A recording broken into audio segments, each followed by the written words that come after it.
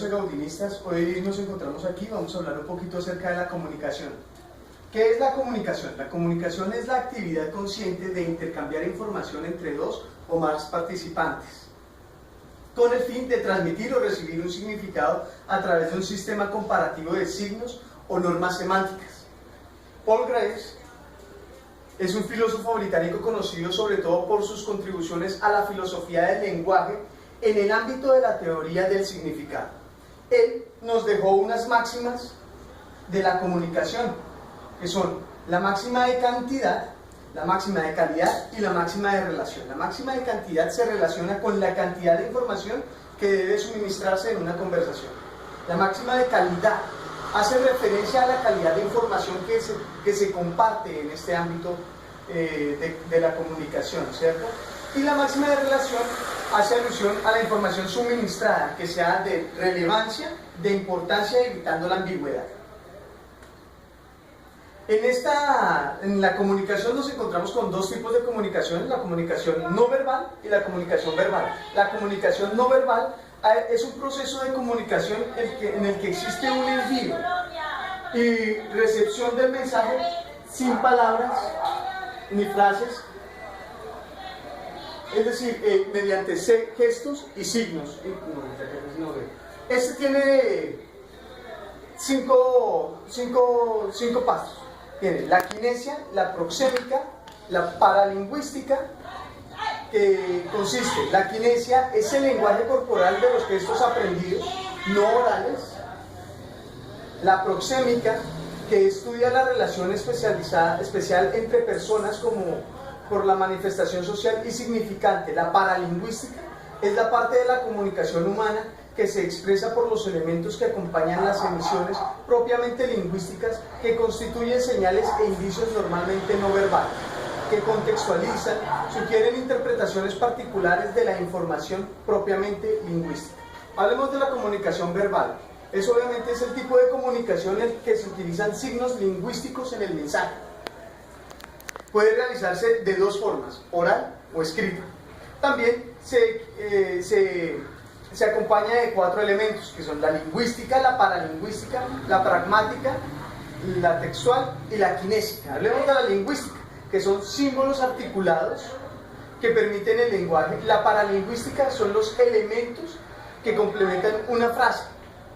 ¿Sí? La pragmática es la capacidad de convencimiento que tiene el interlocutor, la capacidad de ser concreto y conciso en el mensaje que se quiere dar. Ahora hablemos de lo textual. La textual hace referencia a la lectura y su comprensión, ¿sí? La kinesia es el manejo del cuerpo y en el lenguaje corporal.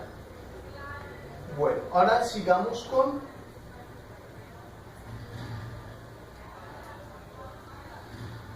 competencias del lenguaje.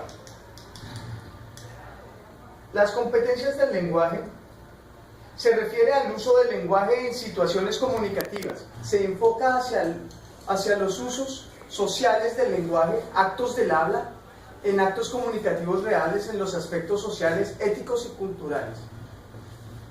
Se dividen en 6 partes, que son las competencias. Las competencias son la competencia léxica, que es el conocimiento del vocablo de una lengua y cómo utilizarlo. Y se compone de 2 elementos, léxicos y gramaticales.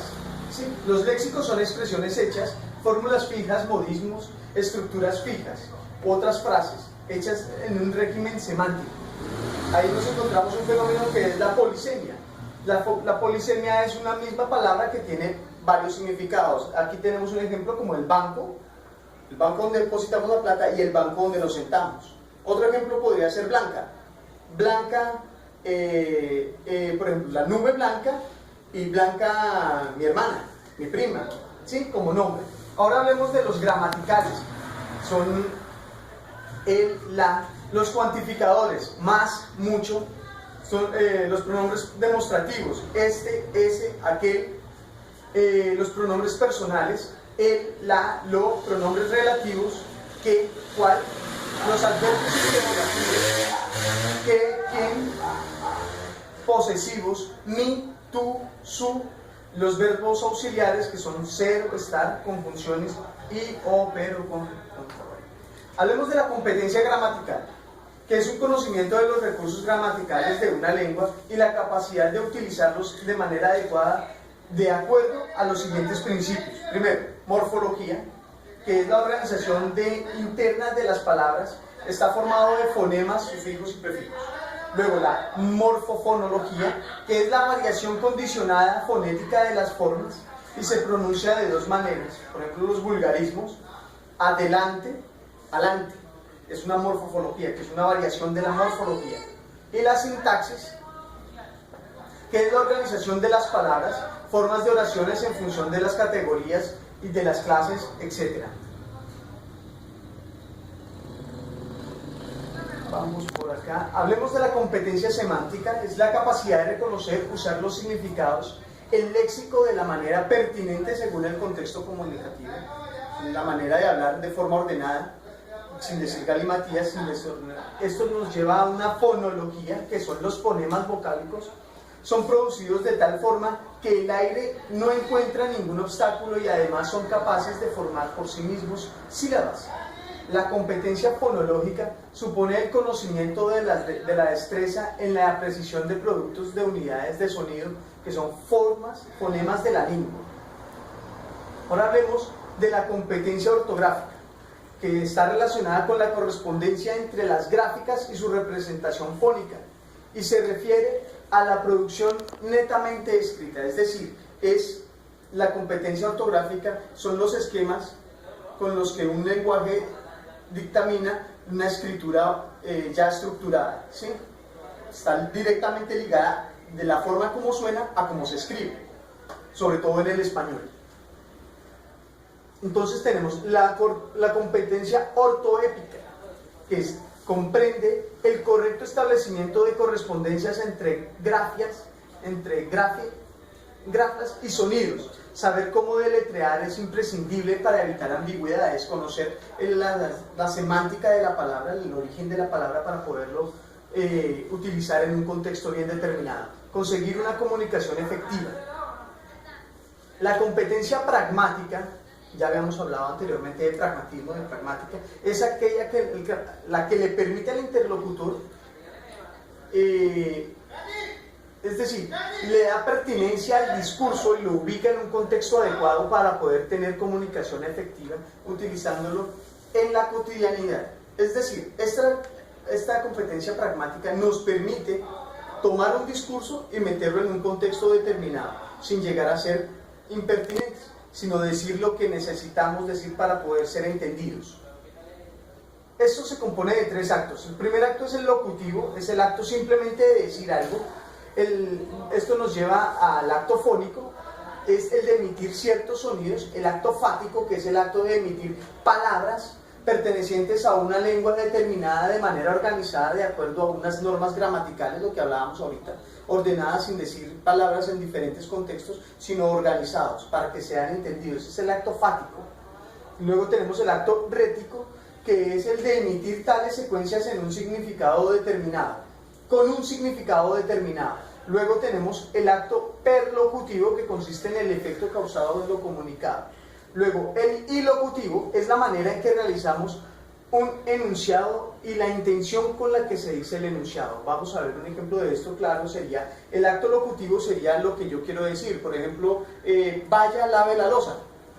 El perlocutivo consiste en el efecto que causa lo comunicado, es decir, yo quiero que él vaya y lave la loza, entonces él va a lavar la loza, esa persona. El ilocutivo es la manera en la que se lo digo, entonces, lave la loza, se lo digo con ahínco, entonces él va a sentir que es un regaño y ahí es donde hablamos de la intencionalidad del escrito.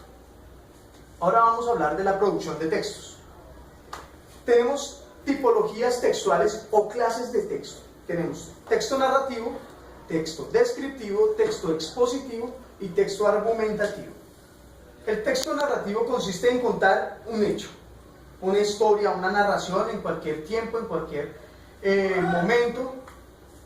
Cuenta con un inicio, un nudo, un desenlace. Entonces ahí nos vemos nosotros en tres tiempos que son el antes, el durante y el después. El antes es un pretérito simple. Salió de la casa contento. Ahora tenemos un pretérito pluscuamperfecto que sería había salido de su casa cantando. Esto es un antes, todo en pasado, ¿vale? Ahora un durante, es el presente. Mejora día a día en su tarea, es un ejemplo de presente. Ahora un después, es un futuro simple, podría ser estudiaré mucho los próximos días. Ahora hablemos de un texto descriptivo, lo utilizamos para hacer una descripción de alguna cosa, persona, lugar en específico. Esto tiene una característica y es que es bastante subjetivo, porque estamos hablando de una opinión personal. Es decir, cuando yo describo una cosa, puedo tener dos ideas de la misma situación. Por ejemplo, hablemos del seguro social, del médico, ir al médico en tal parte. Yo puedo decir, me fue muy bien porque me atendieron rápidamente, mientras que podemos preguntamos a otra persona, no, a mí me fue mal porque me demoraron. Del mismo lugar tenemos dos opiniones, por eso lo llamamos subjetivo. Es un texto descriptivo. Ahora un texto expositivo.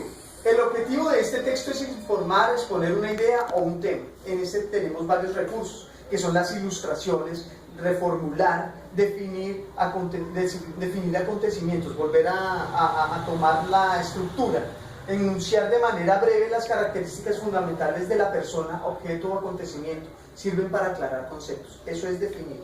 El texto expositivo se utiliza mucho a la hora de presentar tesis, de exponer, de mostrar una idea para poder ejecutarla en algún momento.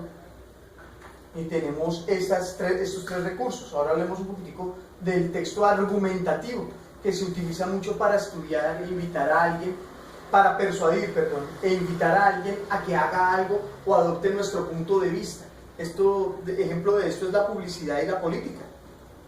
Las herramientas de esto es una cita de autoridad, puede ser cuando mencionamos lo dicho por otra persona para obtener sostener nuestra tesis. Ahora, la reformulación, que es volver a plantear nuestro punto de vista desde otro lugar, desde otra perspectiva, y la ejemplificación, pues es utilizar ejemplos. Estructura. De eso tenemos un punto de partida, una tesis, una argumentación y una conclusión. Es decir, el texto argumentativo está siendo muy utilizado en estos momentos por la publicidad y por la política. Me explico. Un discurso político puede ser, teniendo en cuenta el punto de partida, podría ser: nosotros llevamos muchos años viviendo esta problemática, ahora yo les traigo una solución, cuando me elijan a mí, yo tengo estas y tales cuales argumentaciones. Argumentación, ¿cómo lo vamos a conseguir? Lo vamos a conseguir acudiendo a las urnas, porque cuando ustedes me elijan traemos esto, yo puedo poner esto, para que esto que está pasando cambie. ¿Con qué objetivo? Para que yo suba. Esa es la conclusión. Para que yo suba y sea representante de ustedes. Ahora hablemos un poquitico de la lectura. La lectura es un acto, para terminar, la lectura es un acto netamente racional, humano. ¿Sí? Hablemos de comprensión lectora. Corresponde a una construcción de texto que no es mecánica, sino es más bien lógica y reflexiva. Hablemos de los factores determinantes de la comprensión lectora. El lector, diversos componentes facilitan o dificultan la comprensión del lector. La predicción, inferencia, autocorrección. Tenemos el muestreo, que es la capacidad que posee el lector para seleccionar cognitivamente las palabras e ideas más significativas del texto. La predicción es la capacidad que tiene un lector para anticipar los contenidos de un texto, y la inferencia es la capacidad para deducir y concluir acerca de aquellos componentes del texto que aparecen implícitos en la lectura. Hablemos un poquitico del método de Cal.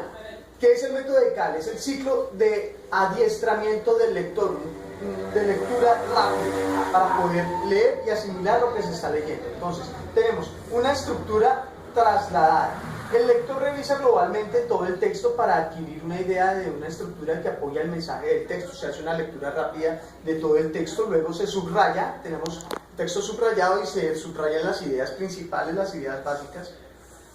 En esos subrayados anotamos unas ideas, unas conclusiones que me permitan más adelante hacer un mapa conceptual, que es una estructuración general, donde yo, después del texto aprendido, yo puedo organizar de manera conceptual un mapa y se me venga a mí la idea principal. Hablemos de un diario, que son una serie de preguntas, comentarios que han sido parcialmente contestados, de aquello que el lector ha estado escribiendo anteriormente.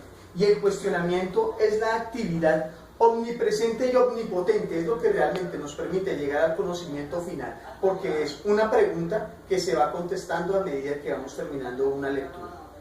Hermanos, pues esto es todo por hoy. Muchísimas gracias por la atención prestada. Y no siendo más, pues saludos para todos ustedes. Dios les bendiga.